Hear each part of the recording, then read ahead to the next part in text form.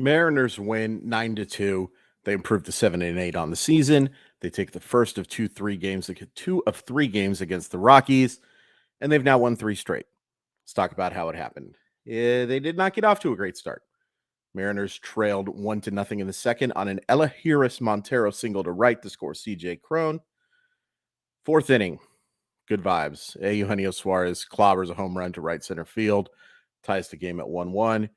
Then the fourth, JP Crawford singles with the bases loaded to score Cal Raleigh. And that man, Julio Rodriguez, triples to right with the bases loaded, unclogs those base hits to make it 5-1. Mariners score three more in the sixth. Rodriguez gets an RBI and a fielder's choice. Eugenio Suarez is hit with a pitch, but the bases loaded. Cal Raleigh walks with the bases loaded. And Teoscar Hernandez, why not? Adds an RBI single, makes it 9-1. Rockies do get a run in the top of the seventh to make it 9-2. That's it. That's all there is. Mariners win relatively, and by relatively, I just mean easily. Let's talk about George Kirby. I thought George Kirby was solid tonight. Does give up 6 hits. Did not have his best command. Control was great. It always is. But the command wasn't quite where it was. But I will say this. He only deserved to give up the one run. Now, he clearly tired, and that's the reason why that run in the 7th inning scores. But the pitch that he actually made, that Montero singled, was a really good pitch. You got to give credit to Montero for fighting that off and dumping it into right field. It happens. A solid hitter made a solid approach. And I think Elahiris Montero is actually a really solid hitter. But I thought Murphy was really solid tonight. Not great, just a very solid performance against a team that is just not very good. Penn Murphy, on the other hand, really good. Really, really good. 4 strikeouts in 1 2/3 innings. Doesn't give up a hit. Does walk one. That sweeper, man, is just, it's an elite pitch. If he had anything else, can you imagine if Penn Murphy could get to in the high 90s, what that dude could be?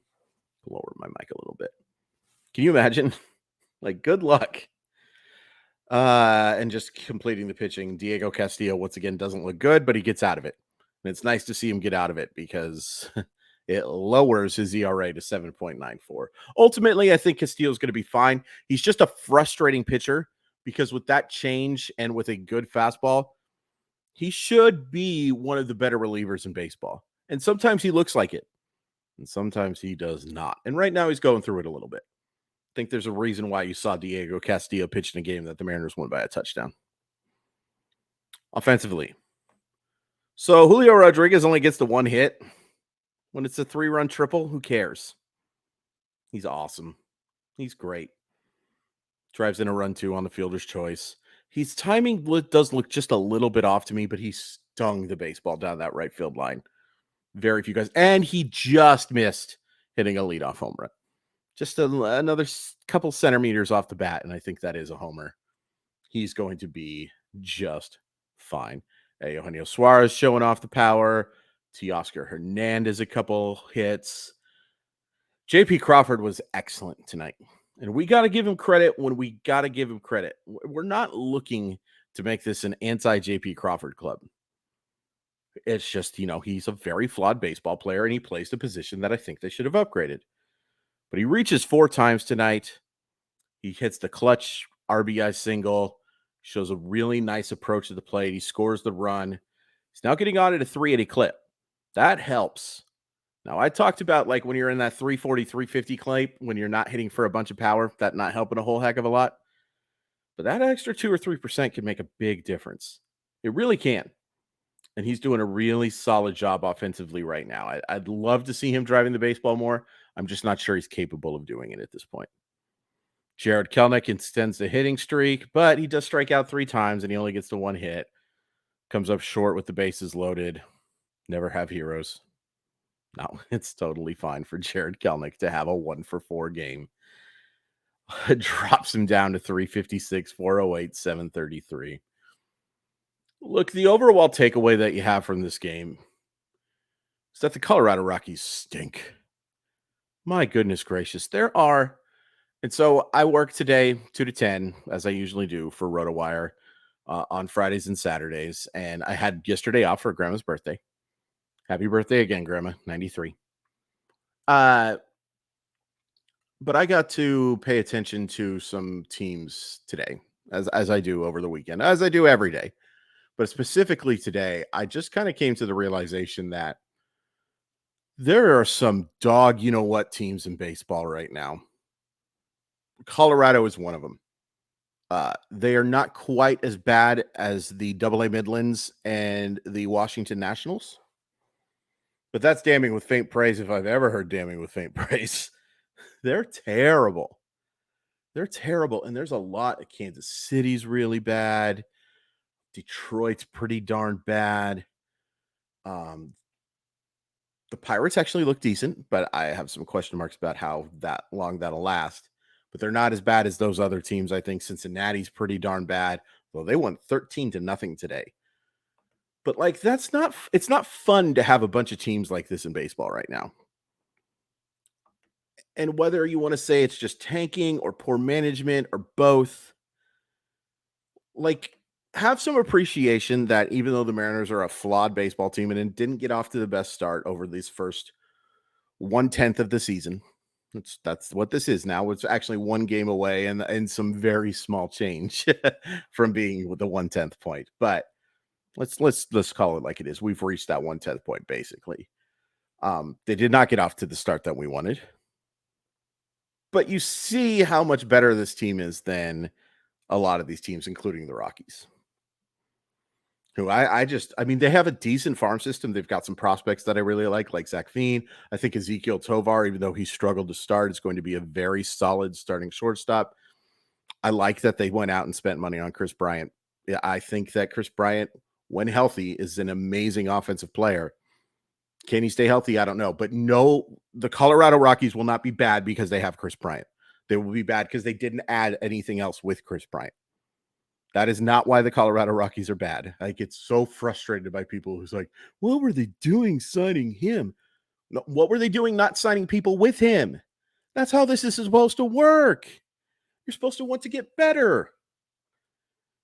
That's how baseball and sports and life is supposed to work. You're not supposed to take just steps back and hope that it works out. Go for it. Sign good baseball players. Have a plan. Understand that there is not an unlimited budget, but understanding that $26 million is not going to create any type of financial hindrance for any team unless you sign 10 guys to those type of contracts. Every major league owner can be just fine in that $200 million payroll. That is my hot take for you. It's just ridiculous that we let people get away with saying stuff like this. And it's Stockholm Syndrome. But look, as frustrated as I get about how I wish the Mariners were in that top dozen, maybe even top 10 payroll, because I do believe they should be. It could be a lot worse, and at least they have a plan. I don't know what the Rockies' plan is. And that is why these wins are important. You have to take advantage of playing teams like this. And look, tomorrow we get Luis Castillo against Noah Davis. And if you're unfamiliar with Noah Davis, exactly. Now, that's the thing about baseball.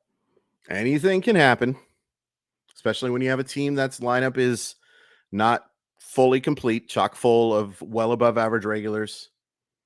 Very few teams are now, but you know what I'm saying. Anything can happen. If this was college football, this would be the equivalent of like last year's Clemson taking on like Valdosta State. You know what I'm saying? Or in basketball terms, it would be like this year's Duke against Central Connecticut. Like there's about a 0.1% chance of it happening because it's baseball. It's more like the Mariners probably win this game 3 out of 4 times, something like that. Maybe less, 2 out of 3. But take advantage of it. Take advantage of this situation because when you get the chance to play Colorado and you get the chance to play Washington and you get the chance to play Double-A Midland and you get the chance to play Kansas City and you get the chance to play a few of these teams in the Central and you get the chance to play these doldrum teams. You should win a lot. It makes things so much easier and a lot less stressful when you do have, because there's going to be times where you play Cleveland and you lose 3 out of 4. You know? Chicago is kind of in that middle right now, I guess. I don't think they're good, but they're certainly better than Colorado. And you were playing on the road. That's so much more justifiable than like if they had lost this series. And I don't even know what I would be like if they had lost this series because it was basically impossible. Colorado's just awful. Awful baseball team. And good for the Mariners for taking advantage of it. Good for the Mariners being 1 game away from 500. Luis Castillo pitches the way he's pitched in these first 3 games, particularly the first 2. It's over. There's 0 shot as long as the Mariners provide even a semblance of offense against a quad A arm. A guy who has been mediocre in AAA Albuquerque. Great situation. Great situation. Please hit like. Please hit subscribe. Please follow me on Twitter at Crawford_MILB. Please follow my Patreon, patreon.com/MLB Prospect Guides. We're doing prospect updates every single weekday, usually about a dozen or so reports on the prospects who succeeded and didn't have so much fun. Most of the time it's success because I feel like that's more fun to write about.